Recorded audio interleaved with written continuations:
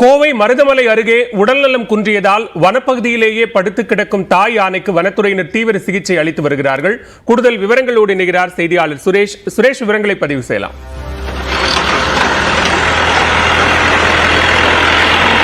கண்டிப்பாக மருதமலை அடிவார பகுதியில் பெண் யானை 40 வயது மதிக்கத்தக்க பெண் யானை உடல் சோர்வாக காணப்பட்டது.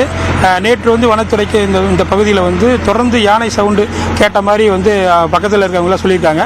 உடனடியாக வனத்துறை டீமோட போய் பார்க்கும்போது ஒரு யானை 40 வயசு மதிக்கத்தக்க யானை உயிருக்கு, அதாவது சோம்பலா உயிருக்கு போராடுகிற நிலைமையில் இருக்கு. உடனே அந்த யானையை சிறப்பு குழு கால்நடை மருத்துவர்களை கொண்டு 5க்கும் மேற்பட்ட மருத்துவர்களை கொண்டு யானையை சோதனை பண்ண பார்க்கும்போது யானைக்கு அருகே பார்த்தீங்கன்னா ஒரு அதோட குட்டி யானை ஒன்று இருக்கு. அதாவது 5 மாச குட்டி. தன் பெண் யானை அம்மாவுக்கு இந்த மாதிரி பிரச்சனை இருக்கு, உடல் பிரச்சனையா இருக்கு அப்படின்னு சொல்லி 2 யானையும் சேர்ந்து பில்லரல் சவுண்டுக்கு சொல்லியிருக்கு. பில்லரல் சவுண்ட் விட்டு எங்களை எப்படியாவது காப்பாத்துங்க அப்படிங்கிற மாதிரி பார்த்தீங்கன்னா அந்த யானை பெண் யானை சுத்தி அதை தடவுறது அந்த மாதிரியே இருந்திருக்கு.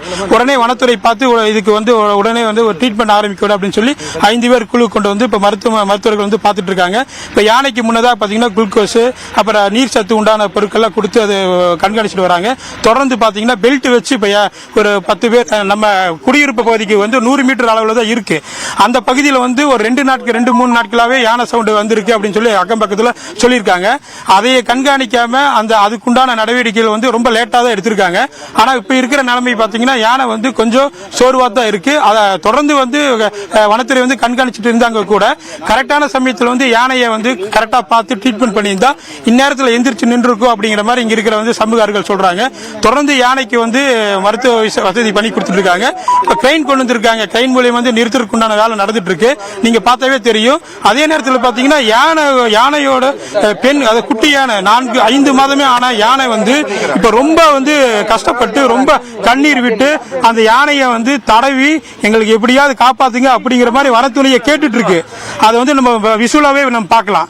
ஏன்னா ஒரு 4 நாளுக்கு முன்னாடி தொடர்ந்து பிரிலர் சவுண்ட் கேட்டுமே வனத்துறை அந்த பகுதிக்கு சென்று கரெக்டா அவங்க ட்ரீட்மெண்ட் கொடுத்திருந்தா இந்நேரம் யானை எழுந்திருச்சு கண்டிப்பா நடந்திருக்கும்.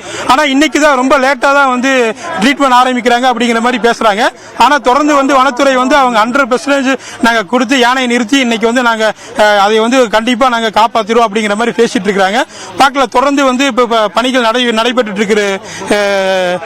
தொடர்ந்து நடைபெற்று இருக்கு. இப்போ ஒரு அரை மணி நேரம் கழிச்சு கண்டிப்பா யானைக்கு ஒரு கண்டிப்பா ஒரு நல்ல ஒரு நிலைமை கிடைக்கும் அப்படிங்கிற மாதிரி இங்க இருக்காங்க சொல்லியிருக்காங்க. ராஜு, நன்றி சுரேஷ்குமார், விரிவான விவரங்களை பதிவு செய்தமைக்கு.